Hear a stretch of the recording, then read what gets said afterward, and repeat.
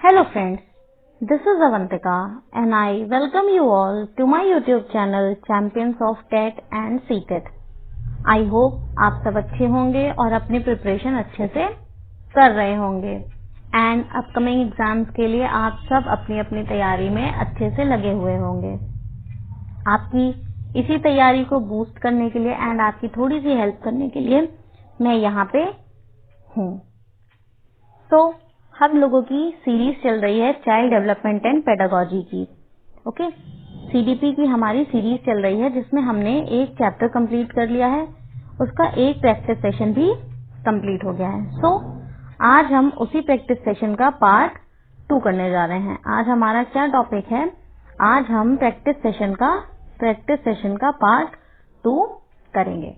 कल हम लोगों ने 25 क्वेश्चंस किए थे जिसमें आई होप आपको ये समझ में आया होगा कि एग्जाम में क्वेश्चन कैसे पूछे जाते हैं, हमें ऑप्शन को कैसे एलिमिनेट करना है और अगर 2 या 3 ऑप्शन हमें सही लग रहे हैं तो उसमें से सबसे बेस्ट आंसर कैसे सेलेक्ट करना है।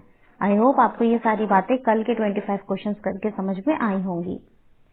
मैंने जो आपको क्वेश्चंस प्रैक्टिस करवाए थे और जो आज करवाऊंगी वो भी प्रीवियस ईयर हैं, कल वाले भी प्रीवियस ईयर थे। प्रीवियस ईयर क्वेश्चंस लेने का एक मेन एम मेरा ये था कि आपको एग्जैक्टली पेपर के लेवल से मैं रूबरू करवा सकूं, कि आपको ये पता चल जाए कि पेपर एग्जैक्टली क्या पूछता है, एग्जामिनर आपसे क्या पूछना चाह रहा है, इस चीज की आपको नॉलेज हो सके एंड आपको ये आइडिया लग सके कि एग्जाम किस तरह का आता है, आपको कैसे प्रिपेयर करना है खुद को। यही रीजन है कि मैंने प्रैक्टिस में प्रीवियस ईयर क्वेश्चन लिए हैं। चलिए आज हम उन्हीं क्वेश्चंस की आगे का पार्ट करेंगे। क्वेश्चन 25 के आगे से आज हम डिस्कस करेंगे। चलिए, our first question, factors influencing the emotional development are. ऐसे फैक्टर्स जो हमारे सांवेगिक विकास को यानी कि इमोशनल डेवलपमेंट को प्रभावित करते हैं, इन्फ्लुएंस करते हैं, वो कौन से होंगे? Physical health.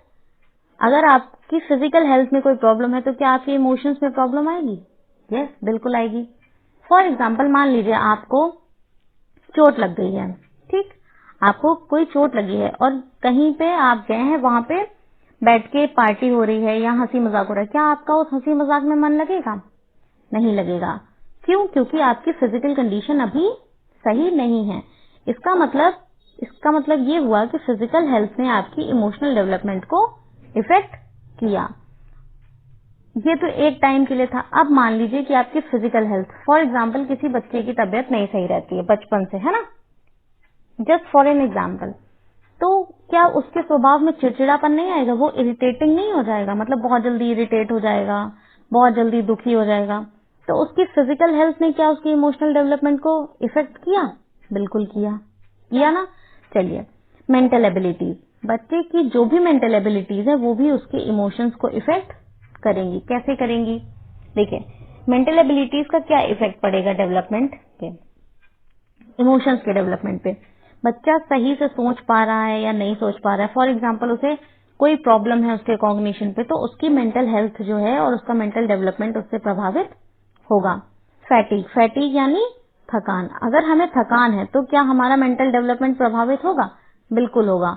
हम थकान में होने पे अलग तरह से इमोशनली रिएक्ट करते हैं, जब हम फ्रेश होते हैं तो हम अलग तरह से रिएक्ट करते हैं। तो मतलब कि ओवरऑल कहने का ये मतलब है कि इन सारे फैक्टर्स का जो इन्फ्लुएंस है वो हमारे इमोशनल डेवलपमेंट पे है। सो फैक्टर्स कौन कौन से हो जाएंगे जो इमोशनल डेवलपमेंट को प्रभावित करेंगे? फिजिकल हेल्थ भी है, मेंटल हेल्थ भी है एंड अवर फैटिग भी है। ठीक है, so all of the above will be the correct answer for this question. Okay, so हमको ऐसे क्वेश्चंस के ऑप्शंस लेने हैं। ऑल ऑफ द अबव दिया है, इसका मतलब ये नहीं है कि जरूरी ऑल ऑफ द अबव सही हो। ठीक है, आपको क्वेश्चंस पढ़ने हैं, उसके ऑप्शंस क्वेश्चन से ज्यादा अच्छे से पढ़ने हैं, कि ऐसा तो नहीं है कोई ऑप्शन ऐसा है जो आपको तो सही लग रहा है बट वो सही नहीं है। ठीक है, चलिए, who has the central place in education according to child psychology. Child psychology के अकॉर्डिंग सेंट्रल प्लेस किसका है एजुकेशन में? ये तो हम लोगों ने कल डिस्कस किया था, किसका होता है? चाइल्ड। बिकॉज जो हमारी पूरी एजुकेशन है वो कैसी एजुकेशन हम पढ़ते हैं? हमारी जो पूरी एजुकेशन है वो हम चाइल्ड सेंटर्ड एजुकेशन को पढ़ रहे हैं। तो हमारे सेंटर में कौन हो जाएगा? सेंटर में एजुकेशन की चाइल्ड। ठीक है, चलिए, child is a page, child is a book which the teacher has to learn from page to page. ये स्टेटमेंट किसने दी है बताइए। देखिए, आपको सीटेट के लिए तो स्टेटमेंट याद करने की जरूरत नहीं है, मुश्किल से 1 या 2 क्वेश्चंस आते हैं, बट आपको यूपी टेट के लिए कुछ स्टेटमेंट्स याद होनी चाहिए। एंड अगर आप प्रीवियस ईयर याद कर लेते हैं तो बहुत अच्छा है, बिकॉज पेपर में क्वेश्चंस जो होते हैं वो रिपीट होते हैं। ठीक है, तो चाइल्ड एक बुक है, चाइल्ड क्या है, एक किताब है जिसको टीचर को पेज टू पेज लर्न करना है। मतलब बच्चे को पेज वाइज, या अगर हम लोग बच्चे को एक पेज बुक मान रहे हैं तो उसको पेज टू पेज, मतलब कि बच्चे को पूरी तरह से एक टीचर को याद करना चाहिए, पढ़ना चाहिए। ये स्टेटमेंट किसकी है, ये स्टेटमेंट है रूसो की। किसकी है ये स्टेटमेंट, रूसो की। देखिए, स्टेटमेंट वाले क्वेश्चन में हम ये है कि अगर इस स्टेटमेंट को थोड़ा सा तोड़ के पढ़ लें या थोड़ा सा रिलेट करके पढ़ लें तो लर्न कर सकते हैं, बट आपको ओवरऑल इसको लर्न करना ही पड़ेगा। जो चीज समझने वाली है उसे समझी जा सकती है, बट कुछ फैक्ट बेस्ड क्वेश्चन है जिन्हें हमें डायरेक्टली लर्न करना पड़ेगा। तो आप प्लीज स्टेटमेंट के क्वेश्चन याद रखिएगा, बिकॉज यूपी टेट में जरूर आते हैं। देखिए, यूपी टेट का ही ये पेपर का क्वेश्चन भी है। सो जो लोग भी यूपी टेट की प्रिपरेशन कर रहे हैं वो प्लीज इन क्वेश्चंस को जरूर याद कर लें। एंड समटाइम्स सीटेट में भी क्वेश्चंस पूछ ले जाते हैं, तो आप प्लीज इन क्वेश्चंस को इग्नोर मत करिए, पढ़ते हुए चलिए। ठीक है, इमोशंस आर ओरिजिनेटेड थ्रू, जो हमारे इमोशंस होते हैं वो किसकी वजह से ओरिजिनेट होते हैं या किसकी वजह से निकल के सामने आते हैं। देखिए, हैबिट्स, क्या हमारी आदतों की वजह से हमारे इमोशंस प्रभावित होते हैं या हमारी आदतों की वजह से इमोशंस देखने को मिलते हैं? नहीं। इमोशंस एग्जैक्टली क्या होते हैं, किसी भी चीज के लिए हम कैसा बिहेव कर रहे हैं या हम कैसा रिएक्ट कर रहे हैं, वही तो हमारे इमोशंस होते हैं। इंस्टिंक्ट, इंस्टिंक्ट क्या होते हैं, ये हमारा नेचुरल क्या होता है, नेचुरल बिहेवियर होता है। यानी कि हमारी क्या होती है, ये प्राकृतिक प्रवृत्ति। ठीक है, मतलब इंसान की प्रवृत्ति कैसी है, ये चीज उसका इंस्टिंक्ट है। मतलब कि फॉर एग्जांपल मान लीजिए हमें किसी ने डांट के बोला, तो हमारा एक इंस्टिंक्ट अंदर से आया कि हमें बुरा लगा और हमें बुरा फील हुआ, आंसू आए या हमें गुस्सा आई, तो ये हमारा क्या हुआ, जो हमें बुरा लगा वो थी हमारी इंस्टिंक्ट, और उसकी वजह से हमारे इमोशंस में क्या दिखा, गुस्सा दिखा, या फिर हमारे टीयर्स आए या हम रोने लगे, है ना। तो जो इमोशंस है वो किसके थ्रू ओरिजिनेट होते हैं, वो इंस्टिंक्ट्स के थ्रू ओरिजिनेट होते हैं। अभी आगे जब हम इमोशन चैप्टर पढ़ेंगे तब इमोशंस आपको और क्लियरली समझ में आएगा। ठीक है, ये यहाँ का क्वेश्चन नहीं था, बट इसको यहाँ पे रिलेट कर सकते थे, इसलिए मैंने आपको यहाँ पे करवा दिया। चलिए, अब next question, which of the following statement is not true, इनमें से कौन सी स्टेटमेंट नॉट ट्रू। मैं फिर बता रही हूँ, आप प्लीज नॉट वाले क्वेश्चंस को बहुत ध्यान से पढ़ेगा, बिकॉज इसकी वजह से क्वेश्चन गलत होने के बहुत ज्यादा चांसेस पेपर में होते हैं। तो आप जब भी नॉट वाले क्वेश्चंस को पढ़ेगा बहुत ध्यान से, कि ऐसा तो नहीं है उस क्वेश्चन में उसने नॉट पूछा है या एक्सेप्ट पूछा है। ठीक है, कुछ ऐसे वर्ड्स होते हैं जिनका ध्यान आपको पेपर में जरूर देना पड़ेगा। ठीक है, तो आप प्लीज उन क्वेश्चंस पे एंड या ये कहें हम कि उन वर्ड्स पे आप प्लीज ध्यान दीजिएगा। चलिए, क्या है स्टेटमेंट, तो क्या हमें बतानी है जो सही स्टेटमेंट नहीं है। ठीक है, चलिए पढ़िए। Heredity is the transmission of traits from parents to offspring. Heredity क्या है, ट्रांसमिशन, किसका ट्रांसमिशन, ट्रेट्स का। कहां से कहां, पेरेंट्स से ऑफस्प्रिंग में। ठीक है, बच्चों से, सॉरी, उनके माता पिता से उनके बच्चों में जाने की जो ट्रेट्स का जाना है उसको क्या बोलते हैं, हेरिडिटी बोलते हैं। ये स्टेटमेंट हमारी सही है या गलत, this is right. Next, development is the product of interaction to the organism and its environment. Development क्या है, development is the product of interaction to the organism and its environment. जो डेवलपमेंट है वो ऑर्गेनिज्म का और उसके environment का interaction है। ठीक है, heredity is the sublimation of inborn individual traits. Heredity क्या है, हेरिडिटी इंडिविजुअल ट्रेट्स हैं जो उसको जन्म से मिले हैं। Heredity is the transmission from parents to offspring of physical and mental characteristics. ये सारी की सारी बातें सही हैं, तो हमारा गलत क्या है बताइए, कौन सी चीज, कौन सी स्टेटमेंट हमारी ट्रू नहीं है। Development is the product of interaction to the organism and its environment.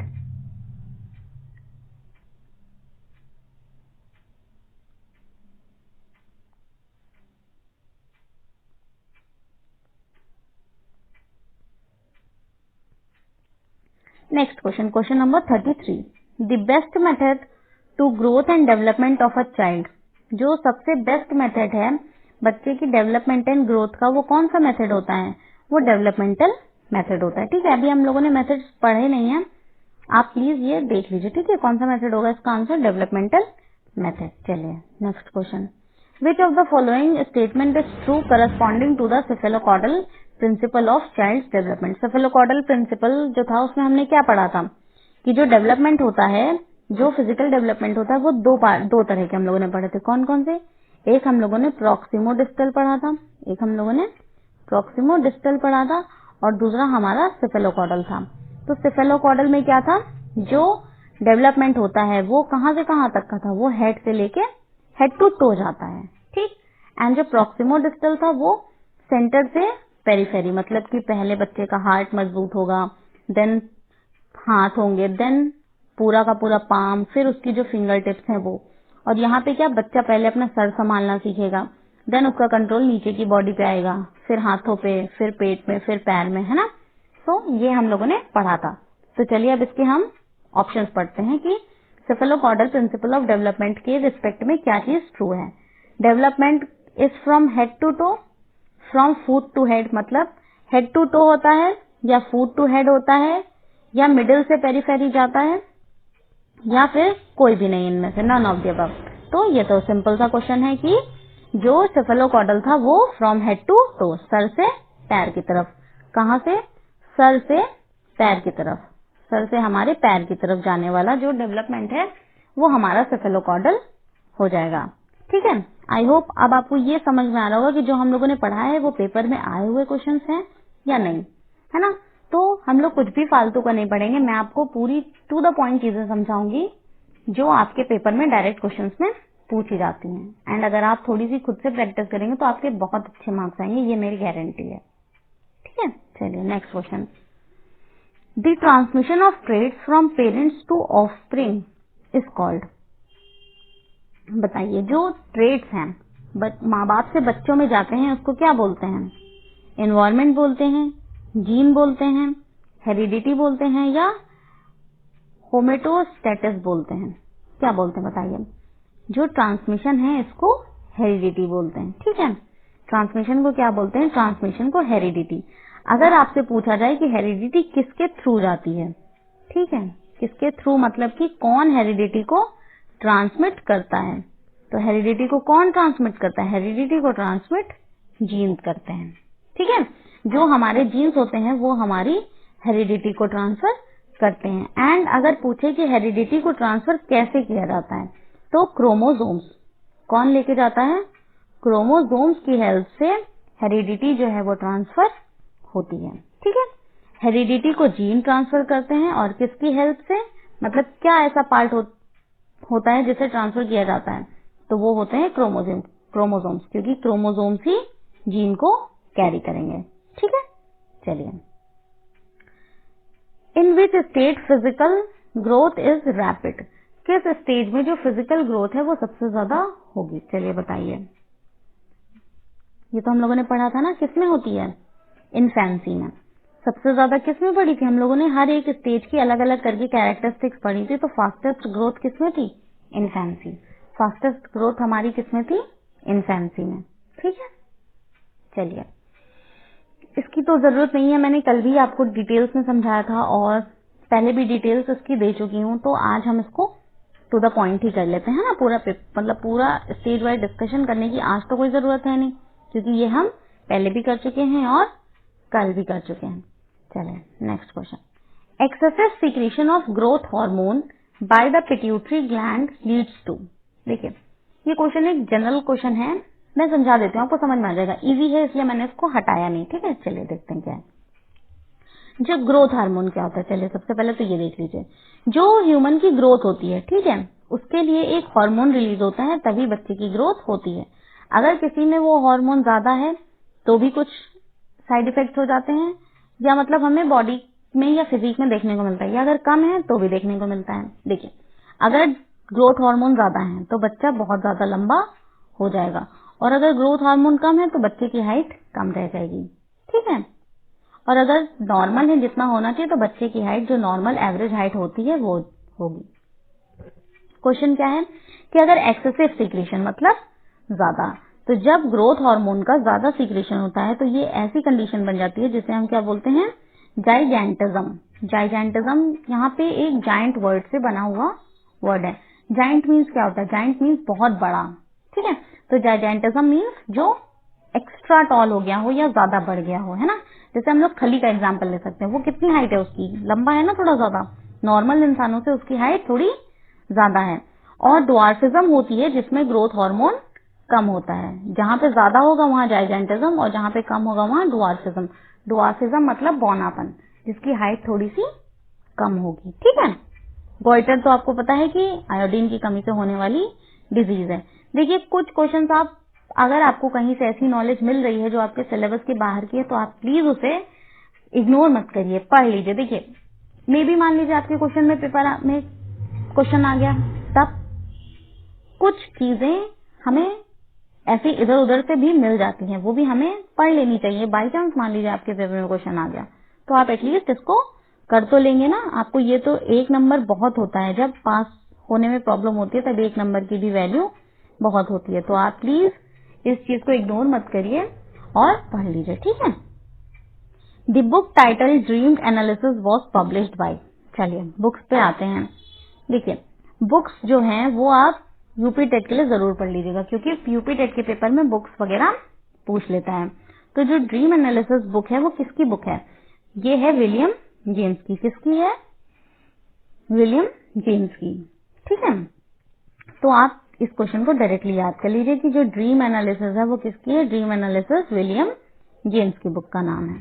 चलिए, during fertilisation the chromosome received from the male partner is. ये तो मैंने आपको बहुत डीप में समझाया था, आई होप आपको याद होगा। चलिए, नहीं याद हो तो एक बार रिवाइज करवा देते हैं।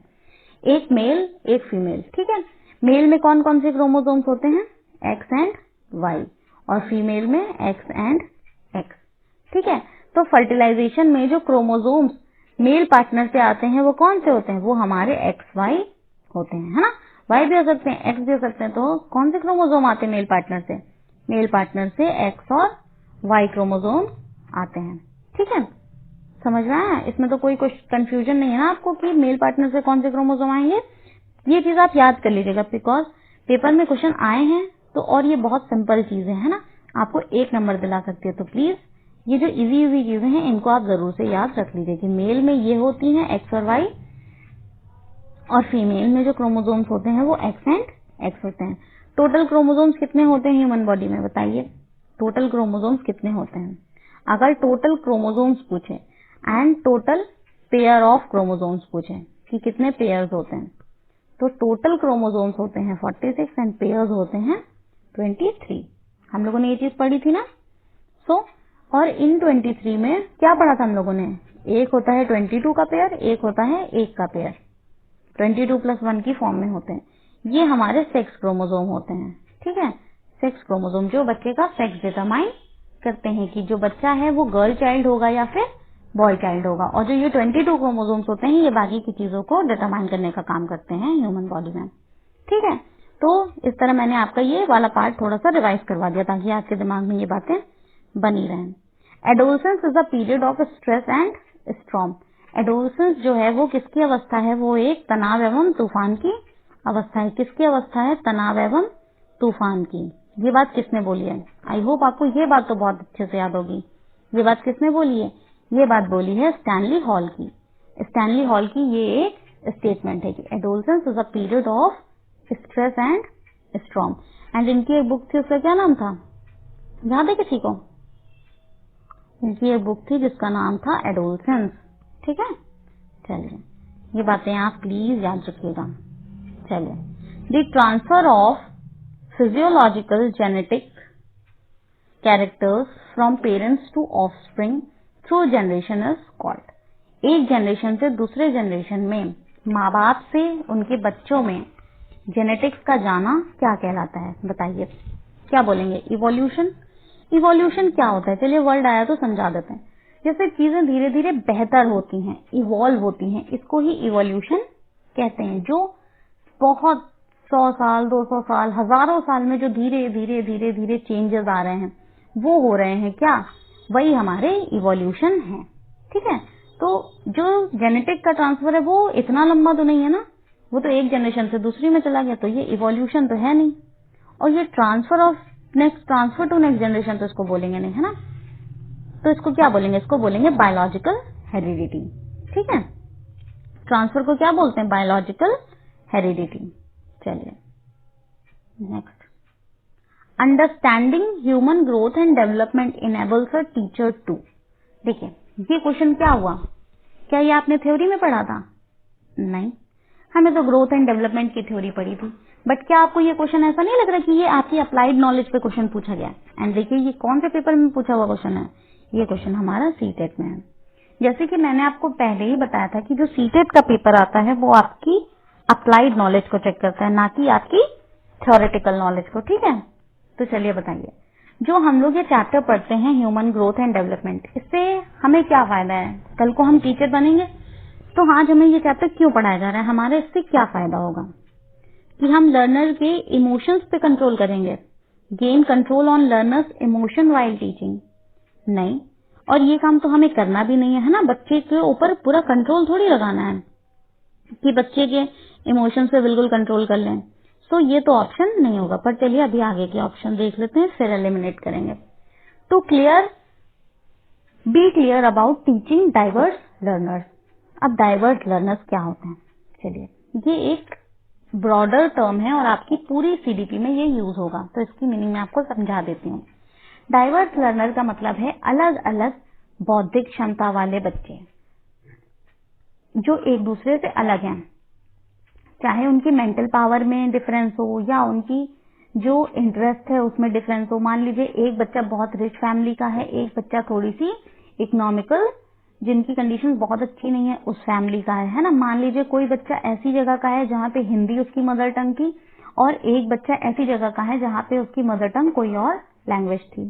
ठीक है, अब आप मान लीजिए कोई बच्चा ऐसा है जो बहुत ज्यादा एक्टिव है, कोई ऐसा है जो थोड़ा सा स्लो डाउन है या सुस्त है। तो ये सारे क्या हुए? ये हमारे डाइवर्स लर्नर हैं। डाइवर्स लर्नर का क्या मतलब हुआ? जिनकी चीजों में बहुत ज्यादा डिफरेंस है, चाहे उनकी रुचियों में डिफरेंस हो, मतलब इंटरेस्ट में डिफरेंस हो, चाहे उनकी बौद्धिक क्षमता यानी कि उनकी मेंटल लेवल में डिफरेंस हो, चाहे उनके इंटरेस्ट, इन सारी चीजों में, या उनकी मदर टंग या उनके बिहेवियर, है ना। तो अब हम ये चीज धीरे धीरे जब हमने पढ़ा है ग्रोथ एंड डेवलपमेंट में कि जरूरी नहीं है बच्चा 5 साल का है तो सब एक जैसे हों, है ना। अगर 5 साल का बच्चा कोई ऐसा काम कर रहा है जो 6 साल वाले को करना चाहिए तो हमें उसे कैसे ट्रीट करना है, और अगर 5 साल का बच्चा कोई ऐसा काम कर रहा है जो 3 साल के बच्चे को करना चाहिए तो हमें कैसे ट्रीट करना है। हमने ये सारी चीजें कहाँ पढ़ी? ये सारी चीजें हमने ग्रोथ एंड डेवलपमेंट में पढ़ी। तो यहाँ पे हम क्या कर सकते हैं? यहाँ पे हम जो डाइवर्स लर्नर हैं उनको अच्छी टीचिंग दे सकते हैं, है ना। तो पहली बात तो जो भी हम यहाँ पे पढ़ेंगे उसका सीधा सीधा कनेक्शन बच्चे से होगा। ठीक है, ये बात आप याद रखिएगा। तो देखिए, बच्चे पे कंट्रोल करना कभी भी हमारा एम नहीं होगा। बच्चे पे कंट्रोल जो है वो कभी भी टीचर को नहीं करना है। ठीक है, बच्चे पे कंट्रोल नहीं करना है। और to be clear about teaching diverse learners, अलग अलग बौद्धिक क्षमता या अलग अलग एरिया वाले बच्चों को एक साथ लाके उनको समझ के सही से पढ़ाना है। तो ये क्या हो जाएगा? ये हमारा एम हो जाएगा। Tell students how they can improve their life. क्या सिर्फ बच्चों को बोल देंगे और उनकी लाइफ इम्प्रूव हो जाएगी? नहीं। प्रैक्टिस हर teacher in an unbiased way. देखिए, यहाँ पे बायसनेस और अनबायसनेस का कोई भी यूज नहीं है। देखिए, आप इस क्वेश्चन में आप जरा सा गौर करिए तो आपको एक ये ऑप्शन, ठीक है, और एक ये ऑप्शन, बहुत ज्यादा पॉजिटिव ऑप्शन दोनों के दोनों हैं, बट सही तो कोई एक ही होगा ना।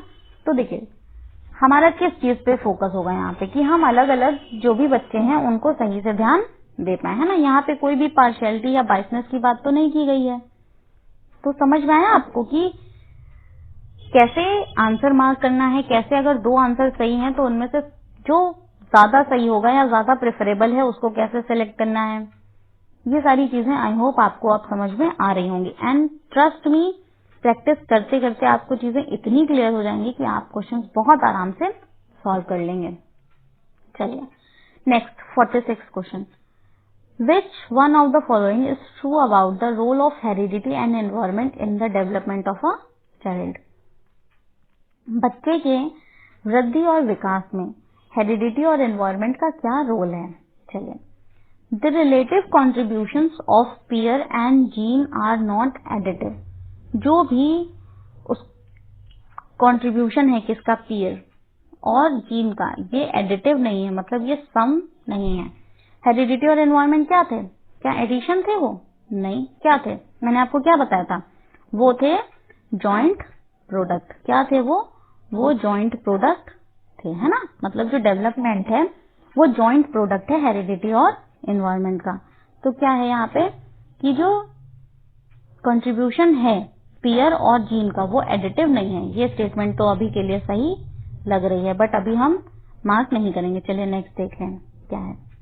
Heredity and environment do not operate together. एक साथ काम नहीं करते हैं, बिल्कुल गलत। हम लोगों ने तो यही पढ़ा है कि हेरिडिटी और एनवायरमेंट साथ में ही काम करते हैं, है ना।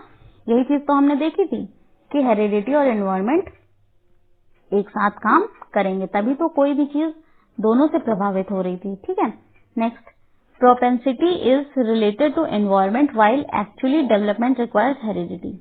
जो प्रोपेंसिटी है वो एनवायरमेंट से रिलेटेड है और डेवलपमेंट को सिर्फ हेरिडिटी चाहिए, बिल्कुल गलत, है ना। मान लीजिए हेरिडिटी में तो उसको बहुत अच्छा डेवलपमेंट का जीन मिला है, बट उसको हमने एनवायरमेंट ही नहीं दिया, अच्छी डाइट ही नहीं दी, तो क्या वो डेवलप कर पाएगा? नहीं, बिल्कुल नहीं कर पाएगा। तो यहाँ पे क्या दिया हुआ है कि एक्चुअल डेवलपमेंट जो है वो सिर्फ हेरिडिटी मांगता है, तो ये चीज, ये भी गलत हो गया, ये भी गलत। ठीक है, नेक्स्ट क्या है हमारा, both heredity and environment contribute 50%। ये बात मैंने आपको क्लियर लिख के बताई थी कि 50% नहीं होता है। अगर बोले 1:1 की रेशियो में है तो ये भी नहीं होता है ना। हेरिडिटी और एनवायरमेंट दोनों का जॉइंट प्रोडक्ट हमारा क्या होता है, डेवलपमेंट होता है। दोनों प्रभावी होती हैं, दोनों का इफेक्ट पड़ता है, बट किसी केस में हेरिडिटी ज्यादा इंपॉर्टेंट हो जाती है, किसी में एनवायरमेंट। हम ऐसा नहीं कह सकते कि ये 50% है और ये भी 50% है। ठीक है, तो हमारा बेस्ट ऑप्शन क्या हुआ, हमारा बेस्ट ऑप्शन क्या है, ये कि जो रिलेटिव कंट्रीब्यूशन है पीयर्स और जीन्स का वो एडिटिव नहीं है, वो क्या है, वो हमारा जॉइंट प्रोडक्ट है। ठीक, तो ये कुछ चीजें हैं जो आपको क्वेश्चंस करके ही समझ में आएंगी। ठीक है, चलिए, a teacher found that a student is facing difficulty in drawing a square. एक बच्चे को क्या, एक टीचर ने क्या नोटिस किया कि एक बच्चे को स्क्वायर बनाने में प्रॉब्लम हो रही है। He she assumes that this student would also find it difficult to draw a diamond. तो वो ये चीज सोचती हैं कि इस बच्चे को डायमंड बनाने में भी डिफिकल्टी होगी। He she applies which of the following principles to arrive at his or her assumption. उन्होंने ऐसा कौन सा प्रिंसिपल फॉलो किया जिससे उनको ये अजम्पशन लगा कि अगर बच्चा स्क्वायर नहीं बना पा रहा है तो बच्चा वो भी नहीं बना पाएगा, क्या बोलते हैं, डायमंड।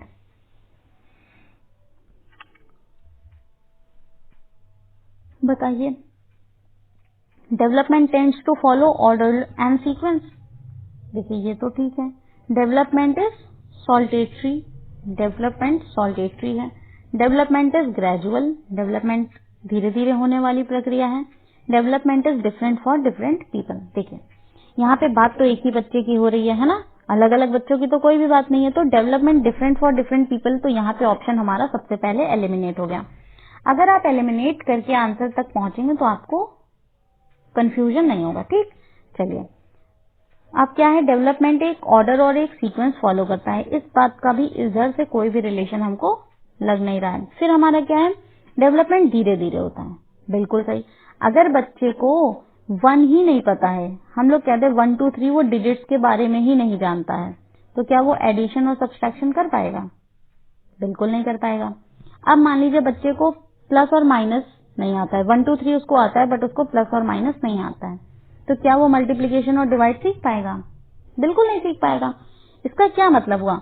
बच्चा पहले डिजिट सीखेगा, है ना। बच्चा पहले क्या सीखेगा? बच्चा पहले 1 2 3 4 सीखेगा, देन उनको ऐड करना सीखेगा, फिर सब्सट्रैक्शन, फिर मल्टीप्लिकेशन और फिर डिवाइड।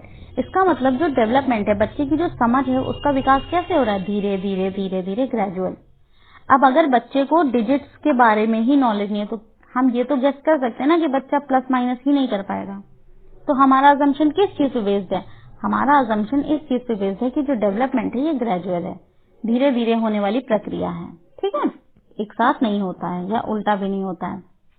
चलिए,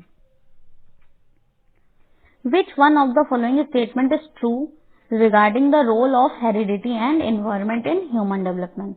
ह्यूमन डेवलपमेंट में कौन सी चीज सही है ना। यहाँ पे क्या पूछा है? यहाँ पे हमारा नॉट नहीं है, यहाँ पे हमारा ट्रू।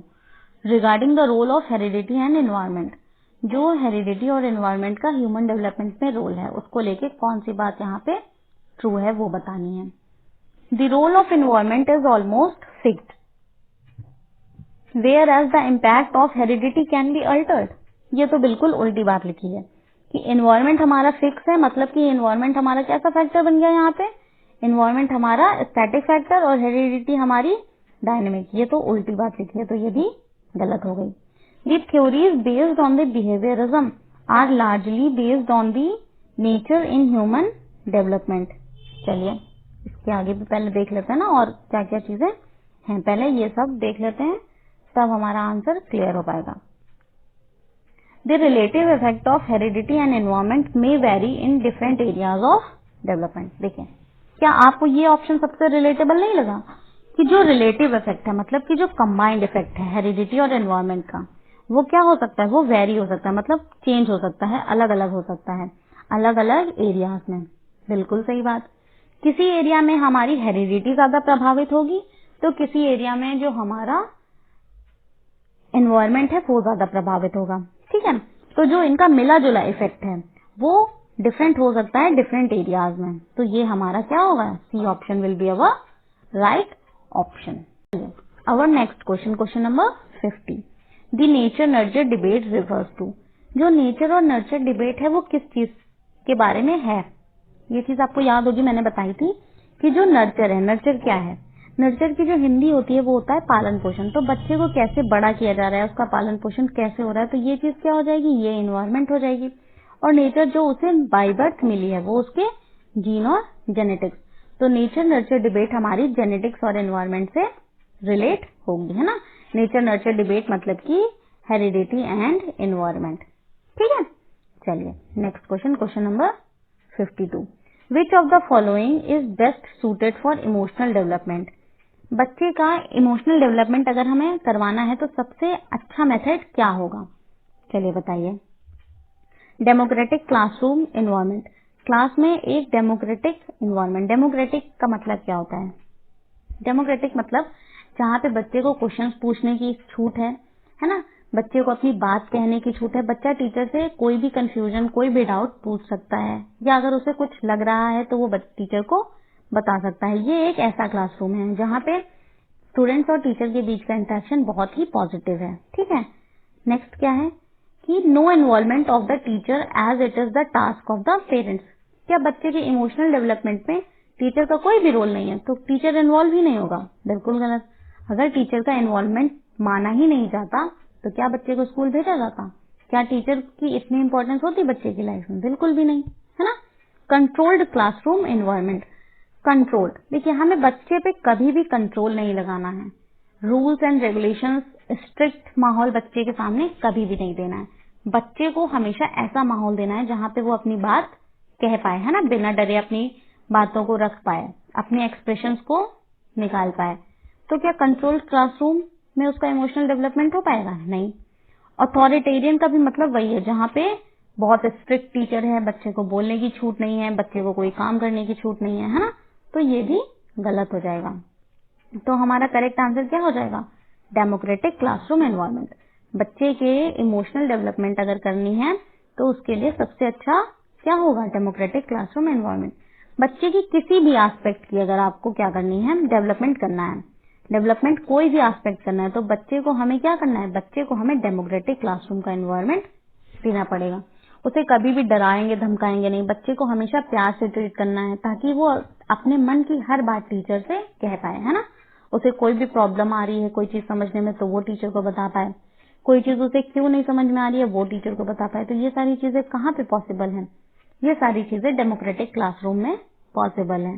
ठीक है, तो बेस्ट क्लासरूम कौन सा होगा माहौल क्लासरूम का, डेमोक्रेटिक क्लासरूम एनवायरनमेंट। ठीक है, question number 53, anyone can become angry, that is easy. कोई भी नाराज हो सकता है, but to be angry with the right person to the right degree at the right time for the right purpose in a right way, that is not easy. ये statement किस चीज से रिलेटेड है, इमोशनल डेवलपमेंट से या social development से या cognitive development से? ये तो बहुत सिंपल सा है, ये किससे रिलेटेड होगा, ये हमारी स्टेटमेंट रिलेटेड है इमोशनल डेवलपमेंट से।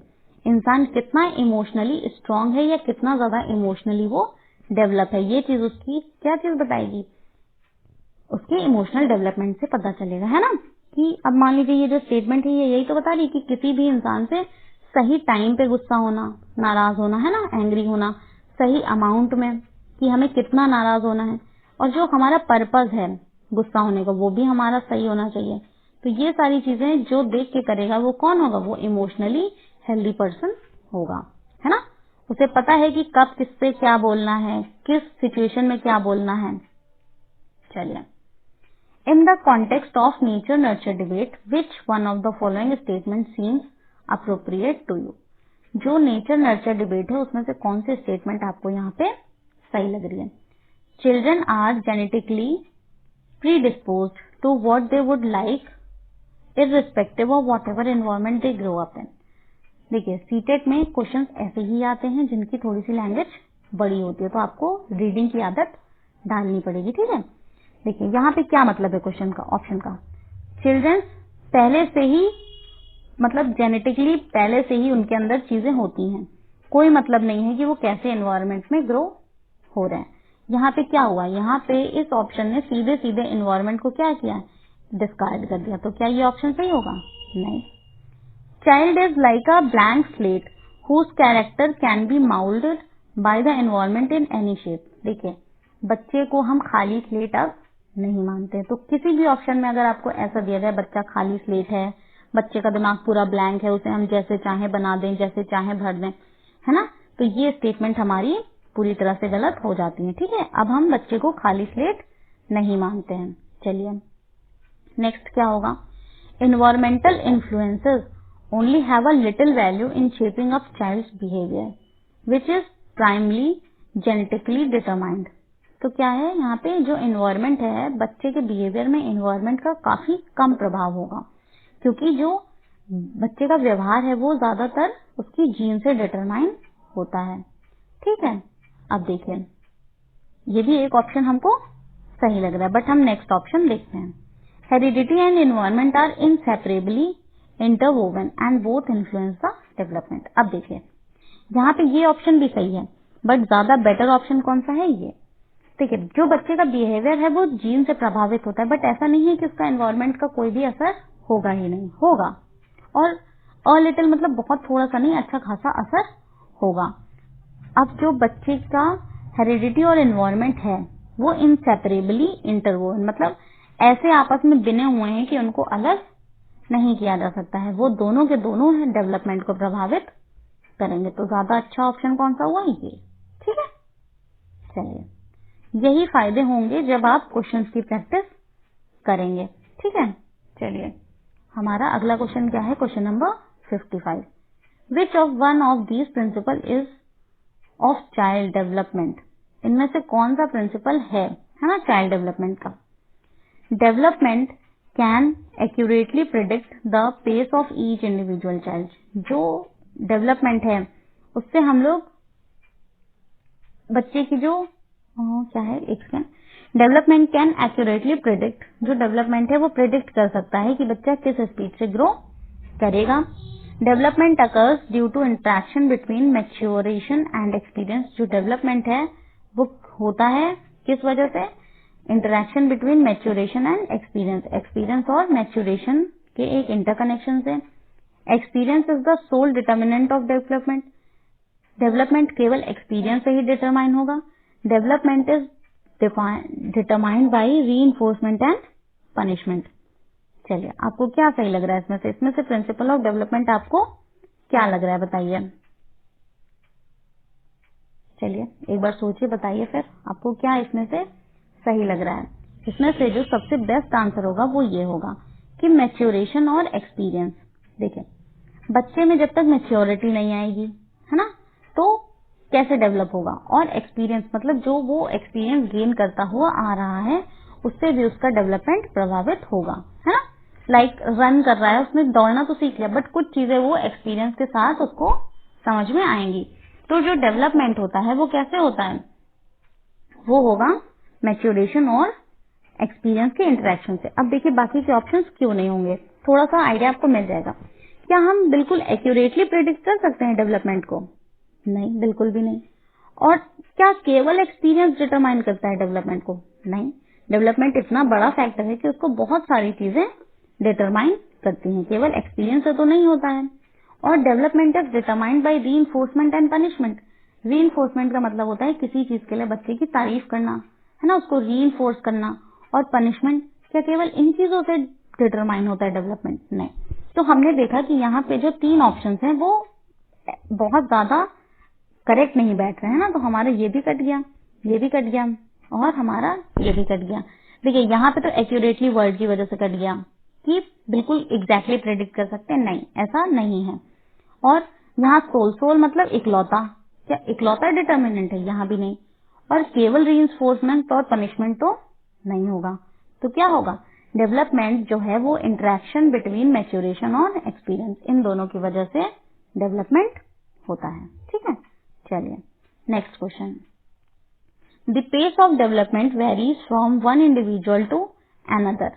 जो स्पीड है ना, वो एक दूसरे से अलग होती है। क्यों होती है बताइए, कौन सा पैटर्न ये फॉलो करती है। और टो टू हेड, टो से हेड तो कोई पैटर्न ही नहीं होता, है ना। हैफेजेड मतलब कोई भी फिक्स पैटर्न ना होना, उलझा पुलझा सा होना, कभी कोई हो जाए कभी कोई, तो ऐसा तो नहीं होता। डेवलपमेंट तो एक फिक्स पैटर्न फॉलो करता है। क्या डेवलपमेंट अनप्रेडिक्टेबल है? नहीं, बिल्कुल नहीं। सीक्वेंशियल एंड ऑर्डरली, ठीक है, बट इट फॉलोज अ, देखिए पेस अलग हो सकता है, मतलब स्पीड डिफरेंट हो सकती है ना। अलग बच्चा अलग स्पीड से ग्रो कर सकता है, पर क्या कोई बच्चा ऐसा होगा जिसकी इन्फेंसी बाद में आएगी, उसके बाद कोई अर्ली चाइल्डहुड नहीं आएगी, लेटर चाइल्डहुड नहीं आएगी, एडोलसेंस, वो यही सीक्वेंस फॉलो करेगा डेवलपमेंट, है ना। अगर डेवलपमेंट सेफेलोकॉर्डल है तो बच्चे का पहले सर ही डेवलप होगा, देन उसका कंट्रोल उसकी बॉडी पार्ट्स पे आएगा। अगर वो प्रॉक्सिमोडिस्टल है तो पहले उसका हार्ट डेवलप होगा, देन उसके हैंड्स, देन उसका पाम, देन उसकी फिंगर्स, देन उसकी फिंगर टिप्स। तो पर ये है कि किसी का हार्ट मान लीजिए 2 ही साल में मतलब अच्छे से वो कंट्रोल करने लगा, किसी का थोड़ा टाइम बाद कंट्रोल कर रहा है। मैं जस्ट एक एग्जांपल दे रही हूँ आपको, ठीक है। तो पेस जो है वो अलग हो सकता है, बट जो सीक्वेंस या ऑर्डर है वो अलग नहीं होगा, ठीक है। जो डेवलपमेंट का ऑर्डर और सीक्वेंस है वो बिल्कुल भी डिफरेंट नहीं होगा। चलिए नेक्स्ट, डेवलपमेंट के बारे में कौन सी स्टेटमेंट करेक्ट है हमें ये बतानी है। विच one of the following is correct about development. Development begins and and at birth, शुरू भी होता है और खत्म भी हो जाता है बर्थ से, बिल्कुल गलत। Socio cultural context play an important role in development, हाँ ठीक है। चलिए आगे की देख लेते हैं। डेवलपमेंट यूनिडायमेंशनल, क्या एक डायमेंशन में होता है? नहीं, हम लोगों ने तो ये पढ़ा है कि मल्टी डायमेंशनल होता है। Development is discrete, no development is not discrete. तो अब ये सोशियो कल्चरल कॉन्टेक्स्ट क्या है, जिस सोसाइटी में वो रह रहा है, जिस कल्चर में वो रह रहा है, ओवरऑल ये हमारा एक एनवायरमेंट का पार्ट हो जाएगा, ठीक है। तो ये एक इम्पोर्टेंट रोल प्ले करता है डेवलपमेंट में। तो हमारा करेक्ट आंसर क्या हो जाएगा, socio cultural context plays an important role, ठीक है। आई होप आपको ये चीजें समझ में आई होंगी। आज हम लोगों ने जितने क्वेश्चंस किए हैं आप प्लीज इनको एक बार रिवाइज करिएगा और इस बार खुद से आंसर देने की कोशिश करिएगा। इस चैप्टर की इनफ प्रैक्टिस मैंने आपको करा दी है। 50 से ज्यादा क्वेश्चंस हम लोगों ने इस चैप्टर में प्रैक्टिस के रूप में कर लिए हैं। कुछ क्वेश्चंस बचे हैं वो मैं आपकी फिर क्लास लेके कंप्लीट करवा दूंगी, ठीक है। आप उसके लिए परेशान मत होइए, बट जितने हमने किए हैं वो भी बहुत इंपॉर्टेंट क्वेश्चन थे। एंड सबसे बड़ी बात कि वो प्रीवियस ईयर थे, जिससे आपको एक एग्जैक्ट आइडिया पेपर का लग गया होगा कि पेपर कैसा आता है ना। तो आप अब ऐसा करिएगा कि एक बार चैप्टर रिवाइज कर लीजिएगा, नोट्स बने हैं आपके पास, है ना, और क्वेश्चन आंसर जहां से भी मिले वहां से एक बार आप प्रैक्टिस जरूर कर लीजिएगा, because practice is very important. चलिए, आई होप आपको आज की क्लास पसंद आई होगी एंड आपको मेरा ये एफर्ट और इनिशिएटिव अच्छा लग रहा होगा कि चैप्टर के बाद हम क्वेश्चन एंड आंसर की प्रैक्टिस कर रहे हैं। इससे आपने जो पहला पढ़ा है आपका वो रिवाइज भी हो रहा है, साथ साथ आपको ये भी पता चल रहा है कि आपको जो पढ़ा हुआ है उसको अप्लाई कैसे करना है ना, कि अगर 2 ऑप्शन सही लग रहे हैं तो उसमें से कैसे सही वाले को चूज करना है, या 4 में से किसको सीधे सीधे एलिमिनेट कर देना है ना, हमें कौन सा वर्ड ध्यान देना है, ये सारी बातें आपको प्रैक्टिस से ही समझ में आएंगी। ठीक है, तो चलिए इसी चीज के साथ आज की क्लास एंड करते हैं। एंड प्लीज अगर आपको मेरी क्लास अच्छी लगी है तो प्लीज मेरा वीडियो सब्सक्राइब करिए, चैनल सब्सक्राइब करिए, वीडियो को लाइक करिए और अपने फ्रेंड्स में शेयर कर दीजिए, बिकॉज जैसे ये आपके लिए यूजफुल है वैसे आपके फ्रेंड्स के लिए भी यूजफुल होगा। So please subscribe my channel, like my video, जिससे कि मुझे भी डेली क्लासेस डालने का एक मोटिवेशन मिलता रहे। ठीक है, चलिए, और यस, अगर आपकी कोई भी क्वेरी हो तो आप कमेंट बॉक्स में मुझसे पूछ सकते हैं, या फिर अगर आप मुझे डायरेक्ट मैसेज करना चाहते हैं तो आप मुझे इस इंस्टाग्राम हैंडल पे मैसेज कर सकते हैं, अवंतिका सिन्हा ऑफिशियल, ये मेरा इंस्टाग्राम हैंडल है। आप मुझे यहाँ पे मैसेज करिए, आपकी जो भी क्वेरी है मैं उसे रिजॉल्व करने की पूरी कोशिश करूंगी। चलिए, बाय बाय, सब्सक्राइब करना मत भूलिएगा एंड लाइक करना भी मत भूलिएगा, और अपने फ्रेंड्स में शेयर करना तो बिल्कुल भी मत भूलिएगा। चलिए, हम नेक्स्ट क्लास में मिलेंगे हमारे नेक्स्ट चैप्टर के साथ। ठीक है, चलिए, बाय बाय।